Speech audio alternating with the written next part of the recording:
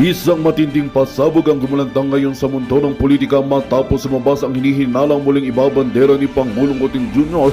ang ideya ng martial law. Ayon sa isang ulat, may mga galaw umano sa loob ng administrasyon na tila nagbubukas ng pinto sa posibilidad ng pagdedeklara ng batas ng militar sa gitna ng patuloy na kaguluhan sa ilang rehiyon ng bansa.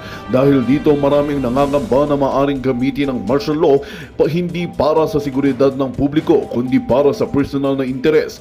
Ayon sa mga kritiko, may posibilidad daw na ito ay gamiting pantabing sa di umano'y iligal na paggalaw ng pondo ng bayan. Dagdag pa nila, ang kasaysayan ng rehimeng Marcos noong dekada 70 ay hindi dapat kalimutan, lalo't ngayon ay tila muling nauulat ang mga parehong senaryo.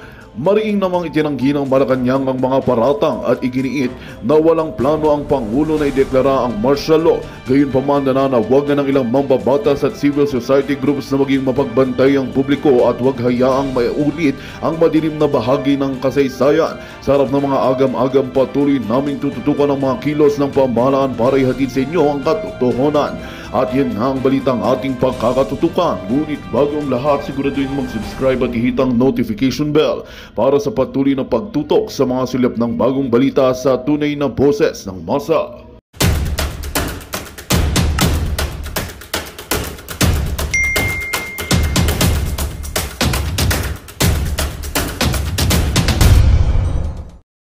Hindi mo pwedeng itanggihan, Aimee. Bumulusok ka na sa rating. Dumausdos ka na. Bumagsak ka na. Nakakapit ka lang pang 12. It's because of the name Duterte. It's not the name of Marcos anymore. Ng bagong PNP chief na si Police General Nicolas Torre III. Isa yan sa mga pangako ni Torre, ang unang hepe ng PNP na graduate ng Philippine National Police Academy. Hamon ko sa iyo, panatilihin mong malinis at marangal ang hanay ng ating mga kapulisan. Hamon ko sa iyo, panitalihing malinis at Malinis at Marcos, ulit-ulit. Ko sa iyo, panatilihin mong malinis at marangal ang Malinis at marangal? Bawal ang sigarilyo sa loob ng KOJC, yung mga yan nagsisigarilyo doon sa loob. Bawal sa public place. Manigarilyo sa Davao? Nanigarilyo yan? Malinis ba umihi kung saan-saan yung mga pulis ni Torre? Yang pulis Torre, binaboy ang KOJC. Tama ba yun? Makatarungan ba yun? Nilinis ba nila bago sila umalis? Sino naglinis nung kalat nila doon? Yung tinaihan nila, yung inihian nila, yung mga sigarilyo nila, yung mga upos nila doon. Sino naglinis? Nung umalis sila, KOJC, ihi nyo, tain nyo, KOJC naglinis. What are you talking about malinis? What are you talking about marangal? Marangal ba yung maghukay ka sa loob ng katedral? Marangal ba na maghukay ka sa loob ng eskwelahan? Ano marangal doon, Marcos? Napaka-hipokrito talaga nitong tao na ito. Alam mo kaya nakakainis eh. Pabarong-barong ka dyan, tapos magsasalita ka, nakala mo kung sino ka, na may nagawa ka sa Pilipinas. Wala, oy! Sige, anong nagawa mo sa Pilipinas? Wala. hanay ng ating mga kapulisan. Bilisan ang investigasyon sa mga kaso laban sa mga pulis na lumabag sa batas. Kasama sa mga pangunahing tutukan ni Torre ang kampanya kontra droga. Patuloy din kayong magmatyag sa ating mga komunidad para kahit ang small time ng mga drug dealers ay wala ring ligtas. Nako! Marcos, tanong. Nagagalit ka sa mga drug dealers. Dun sa user, Marcos, anong dapat gawin natin doon sa mga nag-a-addict, especially cocaine? Sige nga. Ako talaga kinikilabutan if you're talking about drug use. Ay si Tatay B mismo nagsabi, bangag ka. Kaya totoo yun, kaya hindi. Dapat mong patunayan bago ka magsalita ng ganyan. Kasi wala kang karapatang magsalita ng ganyan. Again, di kita pinagbibintangan. I have my own opinion. Ang trabaho mo, magpa-drug test. Yan ang hinihingi ng taong bayan. Huwag ka munang magsalita about droga. Wala ka sa posisyon. Direktiba niya sa mga pulis, paramihan ang maaaresto. Kasama sa metrics natin ang number of arrests. Paramihan. Sige. Yun ang masama. Okay. Ito, delikado. Paalala ko lang, doon sa mga hindi nakakaalam, ano ang nagawang matino ni Torre sa Pilipinas? Ano ang bag ni Torre sa Pilipinas? Ano ang lehitimong nagawa nito? Nakarapat dapat siyang tangkiliging PNP chief despite being 2-star general. PNP graduate. Ang daming nilagpasan. Ano? Sige nga, ano? Wala. And this is public knowledge. Huwag niyong lokoheng mag-amo ang Pilipino. Kaya ka lang nagdadyan because pinahuli mo, kinidnap mo, according dun sa mga lawyers ni Tatay Digong, si PRRD. At hinabol-habol mo si Pastor Kibuloy kahit wala kang warrant of arrest. So in short, hulihan. And here you are again. Paramihan ng huli. This is very dangerous. Ako nakakaramdam ako.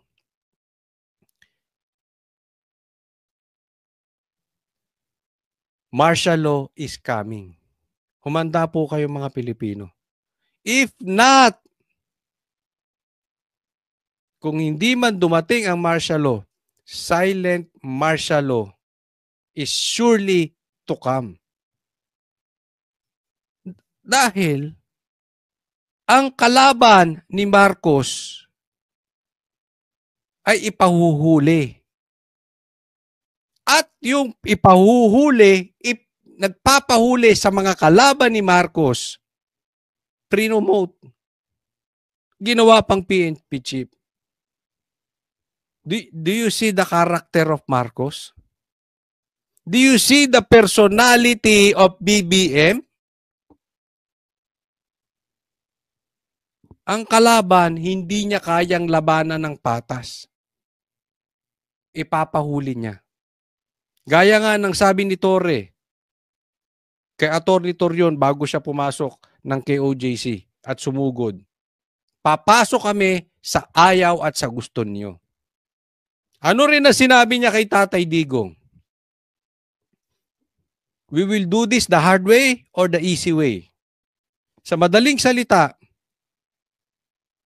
hindi issue rito kung tama at kumpleto ang papeles ng kanilang paghuli. Ang issue dito, kaya ka naming damputin. Sa presinto ka na magpaliwanag. That is the style of Torre, and Torre wants paramihan ng huli. And that he will apply. His style, he will apply to you, to me, to everyone. Regardless kung may kasalanan or wala. Why? Si Pastor Kibuloy walang kasalanan. Halungkat kaso. Si Tatay Digong walang kaso. Binitbit. Hindi pinayagang imit yung abogado rito bago bitbitin sa dahig. That is Torre style. And that what Marcos wants. Yan ang mabigat na pangyayari sa bansang Pilipinas. At ito mga kababayan, the latter part, bago po tayo magkaroon ng 2025 election, napansin ninyo, ang kanilang plano ay ipahuli ang mga vloggers. Remember that. Pinaplano na yan. Pinapatawag sa kamera, iniipit, tinatakot, kinakasuhan, etc., etc., etc. Itagaan nyo sa bato itong sinasabi ko. Ang mga vloggers patatahimikin. Hindi nila nakuha sa pahiring-hiring dyan sa kamera. Pero mapapansin mo ang litanya ng bawat isa. Yung mga sekretary niya, ang litanya, fake news peddlers, vloggers here, vloggers doon. Ano sa madaling salita? Ayaw nila na may kokontra sa kanila. And they will do everything to stop us. Kung hindi epektibo yung kamera, dito nila dadaanin. Yan po ang nakakatakot. That is very possible. Kung nagawa ni Torre kay Tatay Digong, kung nagawa niya sa isang reliyon na babuyin, all the more sa ating mga ordinaryong Pilipino. Ay! Sabi nga naman ng isang congressman, hindi ordinaryong Pilipino ang vloggers. Bobo talaga. Anyway, tingnan nyo. Itaga nyo sa bato itong sinasabi ko. Yan ang mga susunod na hakbang ni Torre. Kaya nga nagpa-intro na ng ganyan eh. Susunod kayo sa amin? O huhulihin namin kayo? Ha? Sa presinto na lang kayo magpaliwanag. Ibinabalik ni Torre yung ganung style. Yung, hindi ito ang tamang panahon para tayo magtalo, attorney. Papasok kami sa ayaw at sa gusto nyo.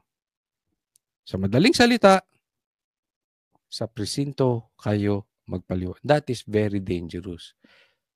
Inaalis na po yung due process. And anong tawag dyan? Silent martial law. I believe it's coming. Paramihan. Those are the things that primarily will be the metrics of performance of individual policemen. Yung reward system. Noong investigasyon ng House Quad Committee tungkol sa gera kontra droga ng Administrasyong Duterte, ibinunyag ng ilang opisyal ng pulisya na may kailangan silang maabot na quota ng mga aarestuhing drug suspect. Kaya tanong kay Torre, baka mauwi na naman sa paglabag sa karapatang bantao kapag nagparamihan ng aresto. Sabi ni Torre, ibahin daw ang kanyang gagawin. Tandaan natin, yung mga tao na inaresto mo, hindi mo binaril, hindi mo pinatay. Buhay yan. Oh, pero nagyayabang na naman si Torre. Ang dating ibig niya sabihin, hindi katulad nung kay PRRD, patay. Nanlaban eh. Sa kanya aarestuhin. Buhay. Ang problema ito. Diba? Yung katulad ni Roque. Diba? Kakasuhan ka ng hindi bailable. Aarestuhin ka nga. Kahit mahina ang kaso, kahit walang katotohanan, pag inaresto ka at yung pinaratang sa'yo, kahit hindi totoo, dahil kakampi nila ang prosecution, kakampi nila ang DOJ, kakampi nila ang executive, pag galit sila sa'yo, magkakalkal sila ng kaso, sisilipan ka ng butas, ipahuhuli ka doon sa kasong walang bail. So for the meantime, i-delay yan ng i-delay. Kaya nga ganyan ang ginawa kay Roque, para makulong. Ganyan din ang ginawa kay Tatay Digong. Ipinatapon naman sa Hague. In short, kahit walang kasong maliwanag, tatahimik ka. Bakit? Dadaling ka sa Hague. Ipakukulong ka. Walang bail. Pag nakakulong ka, tahimik ka na. Yan yung sinasabi natin. Yes, buhay ka nga. Nakakulong ka naman doon. Hindi natin alam sa kulungan, sasabihin na lang hinart attack ka. Pinayari ka na doon. Hindi malayo sa katotohanan yan. Posible yan. Mangyari man yun or hindi, na-accomplish nila yung gusto nila. Napatahimik ka. Isipin mo si Tatay Digong nandito. Hindi nadala sa dahig. Sumama siya sa rally paikot ng Pilipinas ng Duterte. Panalo ang Duterte. Diba? Although nadaya lang yan, ako'y naniniwalang panalo talaga yan. Pero ang panalo nila convincing, hindi kayang dayain.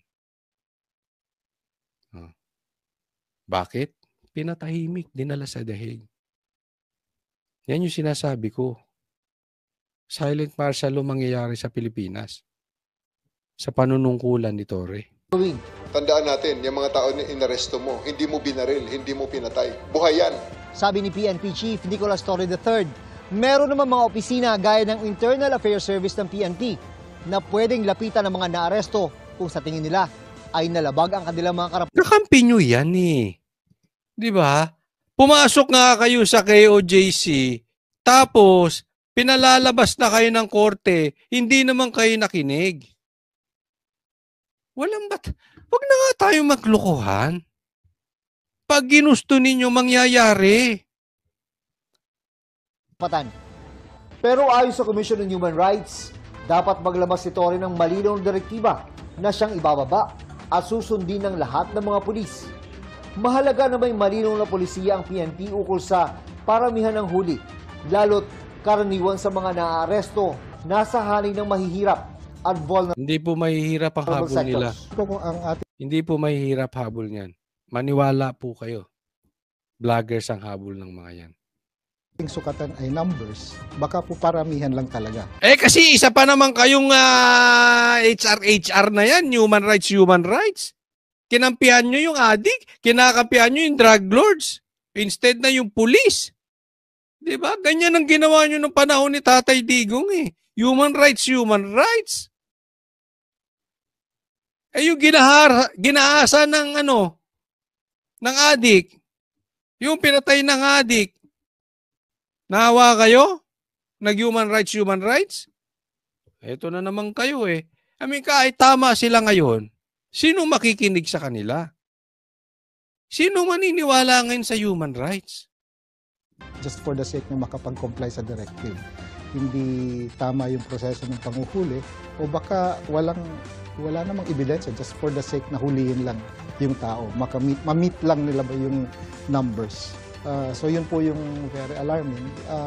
Open po siya sa abuse. Yun po ang nakakatakot po doon. Bago maging PNP Chief, si Torre ang nagpatupad ng pag-aresto kay dating Pangulong Rodrigo Duterte para paharapin sa International Criminal Court. Kaya tanong sa kanya kung nakahanda rin ba ang pulisya sakaling maglabas ng warrant of arrest ng ICC laban kay dating PNP Chief at Senador Bato de la Rosa na siyang unang nagpatupad ng Oplan Tokhang ng Administrasyong Duterte. We'll just cross the bridge when we are there. Tignan mo yung tawan na ito. Tawan di mo. Ito si Torre. Lumaki ulo nito eh. Akala niya sa pagiging pulis, lamang siya kay Bato. Yung ganitong tawa, yung we'll cross the beach when we get there. Parang, hindi, humanda lang kayo.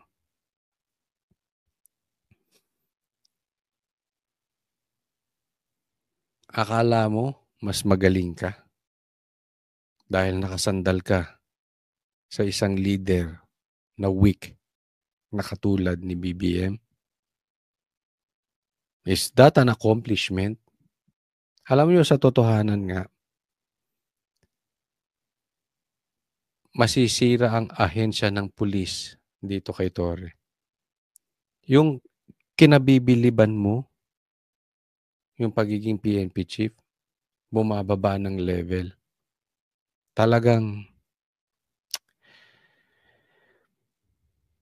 pwede palang mangyari yun kahit illegal ang ginawa. But obviously, we are also making contingencies. Patuloy naman ang pakikipag-coordinate ng PNP sa Interpol bilang isa sa mga paraan para mapabalik sa bansa ang dating Duterte presidential spokesperson na si Attorney Harry Roque na nasa Netherlands. Abogado naman si Harry Roque. Harapin niya. Kasi ito yun yung kaso na hindi mo na pwedeng dalhin sa kalsada o para rally. No, una, ginaya pa nito si Panelo. Si Panelo una nagsabi nun, remember? Roque, abogado ka naman. Ay di harapin mo. Yeah. Palawa, hindi ito yung sitwasyon na dadalhin mo sa kalsada para mag-rally yung kaso. Alam mo, yung ginagawa ni Roque ay nasa batas natin yan. Karapatan po ni Roque humanap ng asylum. At karapatan din niya ang mag-rally. Hindi kasi lahat ng bagay nagagawa nyo sa brasuhan. Tandaan mo, Tore, may karma ang lahat. Kung ano tinanim mo, yan ang aanihin mo. At we witnessed, no, a lot of stories. Maraming kingdoms na po ang bumagsak. Kaya huwag kang aasa na forever kang ganyan. May karapatan yung tao. Ang kaso, hindi nyo ngayon madaan sa brasuhan. Yan yung style ninyo brasuhan. Hindi nyo magawa. Alam mo, Tore, gusto kong marinig sa'yo mismo. Pagbaliktad ng mundo na si BP Sara na ang nakaupo, hindi ka tatakbo at sasabihin mo, dito lang ako sa Pilipinas, haharapin ko ang batas. Kasi baka mamaya, by the time maging presidente si BP Sara, wala ka na sa Pilipinas. Ibabalik ko sa iyo yung mga sinasabi mo. Umuwi ka na lang. Abogado ka naman. Harapin mo ang batas. Ipakakain ko sa iyo yung sinabi mong yan. Ibabalik ko sa iyo yan.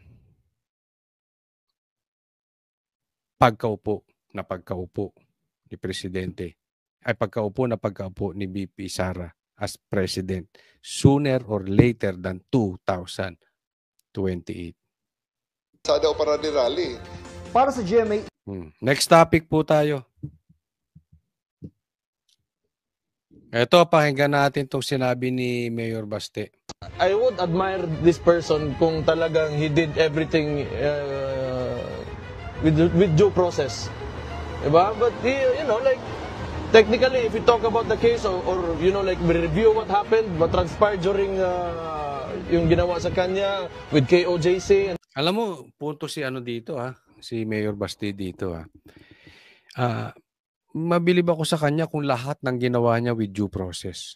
Marcos, diyan kayo nagkulang. Regardless kung may kasalanan si PRRD, regardless kung may kasalanan si Pastor Kibuloy, which I believe wala silang kasalanan, pero for discussion purposes, una, walang jurisdiction ng ICC dito. Pangalawa, walang due process yung ginawa kay PRRD. Wala ding due process yung ginawa kay Pastor Kibuloy. Wala ding due process yung ginawa sa Esiminay. Lahat ng mga pinaggagawa mo, Marcos, at ng mga tao mo, wala sa due process. Kaya tumbok ni Baste Hindi ka kabilib-bilib. Walang due process yung pinaggagawa mo. Lahat, it's nothing. Wala. He's only handpicked there by the administration because he's an attack dog. That's it. Parehas lang sila. Is there something special with Castro? Claire Castro? Is there something special with Torre? Wala. Handpick. Even the Remulla brothers. Is there something special? Alam naman natin nangyari sa anak nito. Ano tong Remulla brothers? That is public knowledge. Di ba? Oh. Ba't sila andyan? Attack dog. Kaya nga yan nasabi ko sa inyo eh. Kitang-kita ko anong puso ni Marcos. Anong karakter niya? Anong plano niya sa Pilipinas? Wala. Yung gabinete niya, wala. Yung iba siguro may matino, pero mas malaking porsyento ng mga ina-assign niya is just to attack Duterte. Kaya nga ako, di ba, kumakalat sa Facebook ngayon na si Guanzon ready to be the spokesperson of VP Sara. Ako kung talagang makausap ko ngayon si VP Sara, bubulungan ko siya. Tanggapin mo yun. Ano bang meron kay Claire Castro? Wala. She's just an attack dog together with Torre. Kuha ka ng katulad niyan. Parehas sila, di ba? Well, pag binanatan din ni Guanzon yan, alam nyo rin naman si Guanzon. Di ba? So are we talking here about facts? Are we talking here about the programs of the government? Yung plano ng government sa mga mahirap? Hindi. Ang plano nila is just to attack the Duterte. Wala eh. Nothing more than that. 3 ranks yung ano. Exactly, 3 ranks. Diba? 2-star general to PNP chief.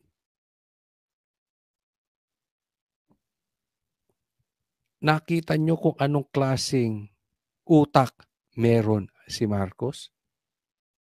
Nakita nyo kung anong klaseng leadership meron si Marcos? It all boils down to Marcos. That's why hindi siya nire-respeto ng pulis eh.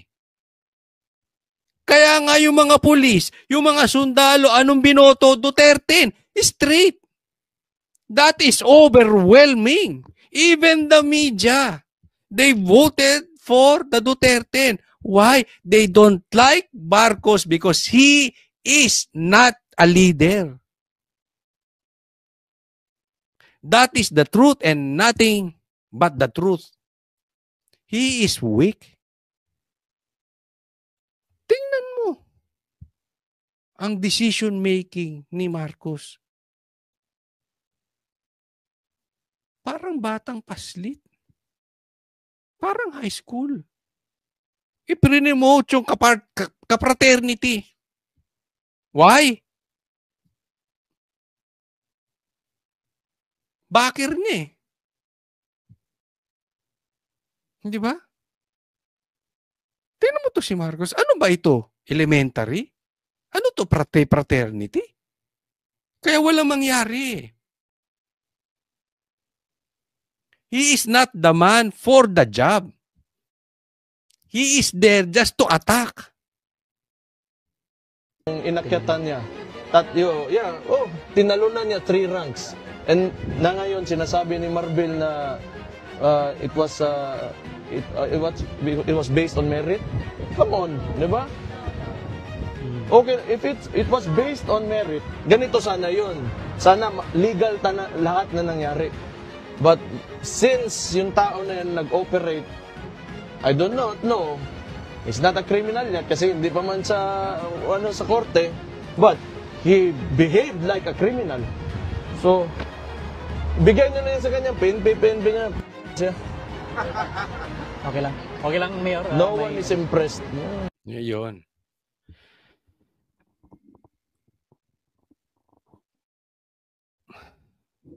Based on merit, tumbok ni Baste.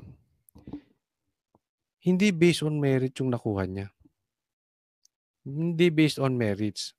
Ano ang naambag ni Torre sa Pilipinas? Bukod doon sa pagpapahuli nga kay PRRD at sa pagpasok niya sa KOJC na para hulihin si Pastor Kibuloy and yet sumuko sa ISAP.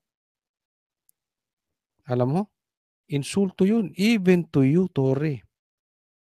Andiyan ka. 5,000, 6,000 policemen for 16 days. We were there even before and even after the siege. We know everything. Magandang balita ang hatid namin sa inyo ngayong araw. Sa pagtatapos ng aming balitaan, nagbigay kami ng mga mahalagang impormasyon. Maraming salamat sa pagtutok at pagsuporta sa aming programa. Huwag kalimutang manatili sa mga susunod na araw para sa mga bagong balita at mga kwento na dapat nating abangan. Mula sa Boses ng Masa, magandang araw, Pilipinas!